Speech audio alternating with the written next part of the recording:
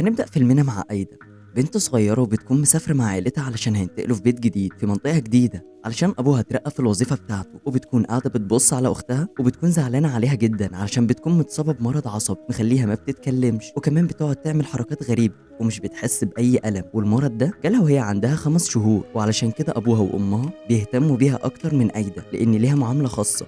بس أيدا بتكون غيرانة منها لأنها واخدة كل الاهتمام منهم، وبعدها بيوصلوا كلهم للبيت الجديد اللي هيعيشوا فيه وبيبدأوا يرتبوا المكان وبيحطوا حاجاتهم فيه. لما بيخلصوا توضيب بيجي الليل وبتتكلم أيدا مع أمها وبتقول لها إنها هي كانت عايزة تستمتع بالأجازة وتتفسح بدل ما تقضي الأجازة في السفر، فبتقول لها أمها إنهم هيودوها مدرسة جديدة وهناك هتقابل صحاب جدد، ساعتها هتكون مبسوطة بيهم وبتسيبها وبتمشي. وقبل ما تمشي بتطلب أيدا منها إن هي تفضل معاها شوية، بس امها بتقول لها ان هي لازم تنام وبتمشي. بيجي تاني يوم تخرج أيدا تتمشى شوية علشان بتكون حاسة بملل شديد لحد ما بتقابل ولد صغير قدها في السن وبيكون عايش قريب من بيتها واسمه بين، فبيروح علشان يتعرف عليها وبيعرض عليها تروح معاه الغابة علشان يلعبوا مع بعض، وبتوافق أيدا. ولما بيوصلوا بيقول لها انه بيقدر يحرك الحاجات عن بعد باستخدام عقله بس، وطبعا أيدا في الاول مش بتصدق وبتطلب منه انه يثبت كلامه ده، فبيقول لها تجيب حجر قدامه وهو هيخلي الحجر ده يروح بعيد من خلال النظر ليه بس، وبترمي أيدا الحجر قدامه بس مش بيعرف يعمل حاجه، بس بيطلب منها فرصه تانية فبتوافق وبتعملها تاني، بس المره دي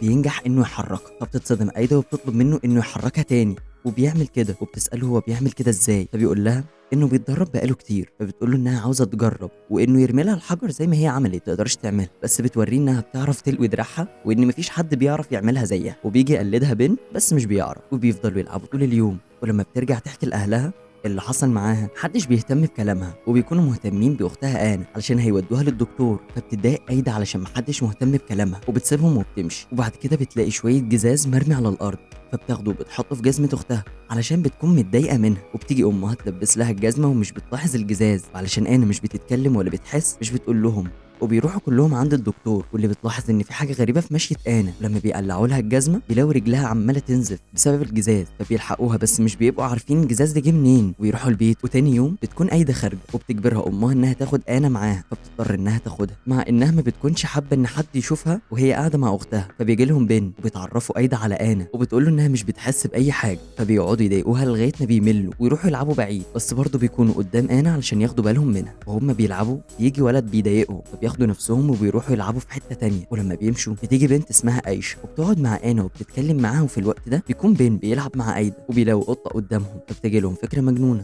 وهي انهم ياخدوا القطه ويرموها من اخر دور ويشوفوها هل هتنزل ميته ولا لا، وفعلا بياخدوها وبيطلعوا على اخر دور وبيرموها منه، ولما بينزلوا بيلاقوا القطه خلاص بتطلع في الروح، فبيقرر بين انه يموتها علشان يخلصها من عذابها. وبتشوفوا أيدا وهو بيعمل كده فبتزعل منه، ولما بترجع علشان تاخد اختها مش بتلاقيها وبتطلع تجري علشان تدور عليها لحد ما بتلاقيها قاعده مع عيشه وبتلعب معاها وبيكونوا منسجمين مع بعض، فبتقول لها أيدا انهم لازم يروحوا البيت، بس انا مش بتكون عاوزه تروح وتسيب عيشه، فبتروحها عيشه البيت، وقبل ما يطلعوا البيت بتطلب عيشه منها انها تخرج انا تاني بكره علشان تلعب معاها. وتاني يوم بتروح أيدا تطلب من امها انها تاخد اختها معاها ويلعبوا بره، فبتوافق امها وبتكون مستغربه ان أيدا طلبت منها كده من غير ما تجبرها، وبتخرج مع اختها وبتوديها لعيشه علشان تلعب معاها، وبتروح لمكان القطه اللي رموها امبارح وبتلاقيها مربوطه وميته بطريقه بشعه، فبتخاف وبتقرر ترجع علشان تقعد مع اختها. ولما بتروح بتلاقي بين هناك وقاعد معاهم وبيتفرجوا على طبق صغير وهو بيتحرك لوحده، فبتفتكر أيدا ان بين هو اللي بيعمل كده،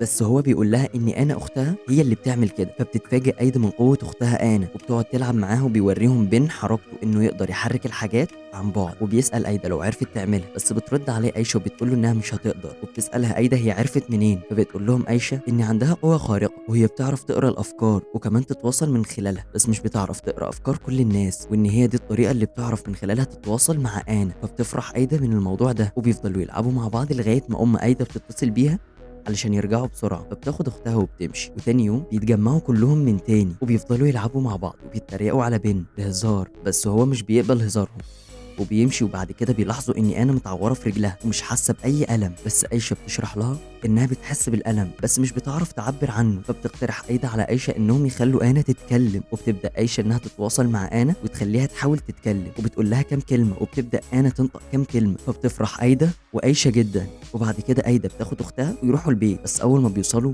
بتشوف امها الجرح اللي في رجل اختها، فبتزعق لأيدا علشان ما خدتش بالها من اختها، فبتقرر أيدا انها تخلي اختها تتكلم وتقول لامها انها سليمه وما فيهاش حاجه. بس المره دي انا ما بتقدرش تتكلم، فبتفتكر امها انها بتتريق على اختها، فبتزعق لها تاني. فبتدخل ايدا اوضتها تقفل على نفسها. وفي نفس الوقت ده بنشوف بن هو قاعد مع امه في المطبخ وبتزعق له، وعلشان كده بيستخدم قوته وبيوقع عليها الطاسه وبيفتح لها دماغها وبيغمن عليها وبيحرك حله من على النار وبيوقعها على رجل امه وبيحرقها لحد ما بتفوق وبتطلب منه انه يطلب الاسعاف، بس مش بيديها اي اهتمام وبيفضل يتفرج عليها. وبيجي تاني يوم وبينزل بن يتمشى في الشارع، فبيقابل الولد اللي اتنمر عليه قبل كده، فبيخاف وبيرجع لبيته تاني وبيكون متعصب وعايز ينتقم من الولد ده.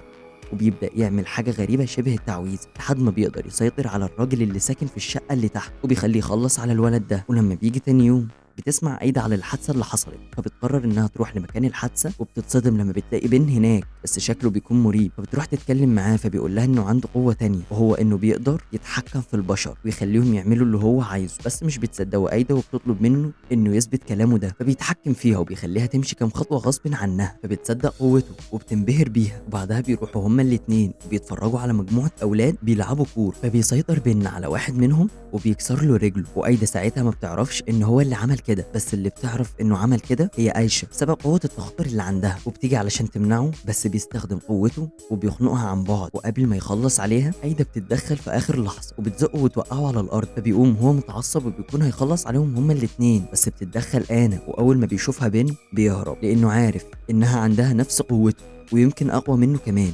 ولما بيرجع بين البيت بيفضل يفكر في طريقة علشان ينتقم بيها منهم كلهم، فبيقرر انه لازم يتخلص من عيشة الاول علشان هي اللي كشفته الاول. فبيتحكم بامها وبيخليها تطعنها بالسكينة، واول ما بتفوق امها بتتصدم من اللي عملته، تعرف انا اللي حصل بتنهار وحالتها النفسية بتسوء اكتر.